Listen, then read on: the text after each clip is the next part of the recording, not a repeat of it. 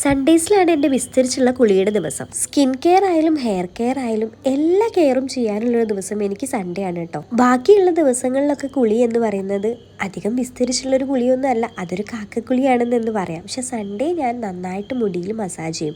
ഒരു 15-20 മിനിറ്റോളം ഞാൻ മസാജ് ചെയ്യാറുണ്ട് കേട്ടോ.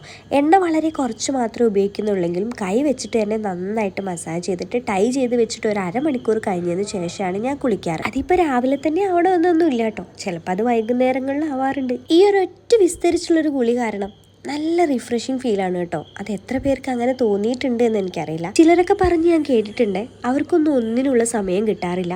അവർക്കും നമുക്കും എല്ലാവർക്കും ഒരു ദിവസം 24 മണിക്കൂറേ ഉള്ളൂ. ആർക്കും കൂടുതലോ കുറവോ മണിക്കൂറുകളൊന്നും കിട്ടുന്നില്ല. ഒരു ദിവസത്തിൽ നമ്മൾ എന്ത് ചെയ്യണമെന്ന് തീരുമാനിക്കേണ്ടത് നമ്മളാണ്. ജോലിക്ക് പോകുന്നവരായാലും അല്ലെങ്കിലും ഒരു ദിവസമെങ്കിലും നമുക്ക് വേണ്ടിയിട്ട് ഇതുപോലത്തെ കാര്യങ്ങളൊക്കെ ചെയ്യാനൊന്ന് മാറ്റി വെച്ച് നോക്കൂ.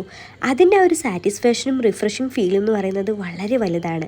സൺഡേ വേറെ പരിപാടിയൊന്നുമില്ല, വീട്ടിലിരിക്കുകയാണ് എന്നുണ്ടെങ്കിൽ ഞാൻ നാടൻ വൈബാണ് പിടിക്കാറ് കേട്ടോ. അമ്മ ഉപയോഗിക്കുന്ന ഒരു കൺമഷി ഉണ്ട്, അത് കണ്ണിൽ തട്ടുമ്പോൾ തന്നെ ഭയങ്കര തണുപ്പാണ് കണ്ണിന് കേട്ടോ. ഐലൈനറും സ്റ്റിക്കൊക്കെ യൂസ് ചെയ്യുന്നത് നമുക്ക് കൺമഷിയൊക്കെ ഇപ്പോൾ ഉപയോഗിക്കുന്ന കുറച്ച് ബുദ്ധിമുട്ടുള്ള കാര്യമാണ്. അതങ്ങ് വരഞ്ഞു കിട്ടാൻ കുറച്ച് പാടന്നെയാണ് കേട്ടോ. പിന്നെ അതേ ഒഴിവാക്കാനാവാത്ത ഒരു ബ്ലാക്ക് പൊട്ടും കൂടെ. കുളി കഴിഞ്ഞിട്ടുള്ള നനഞ്ഞ മുടി ഞാൻ അധിക നേരം ഇങ്ങനെ കെട്ടി വെക്കാറില്ല. നനഞ്ഞ മുടി കോമ്പ് ഉപയോഗിച്ച് ചെയ്യുവാറുമില്ല. കൈകൊണ്ട് തന്നെ ഹെയർ ഒന്ന് ഫ്രീ ആക്കി ഇട്ടതിന് ശേഷം രണ്ട് സൈഡൊന്നും എടുത്ത് ഇതുപോലെ അങ്ങോട്ട് കെട്ടിവെക്കും. ഫിനിഷ്ഡ്. എൻ്റെ ഒരു സൺഡേ മോർണിംഗ് ടൈം എന്ന് പറയുന്നത് ഇങ്ങനെയൊക്കെയാണ് കേട്ടോ. സോ ഗൈസ്, ഇതുപോലത്തെ വീഡിയോസ് നിങ്ങൾ ഇഷ്ടപ്പെട്ട പേജ് ഫോളോ ചെയ്ത് വെച്ചോ.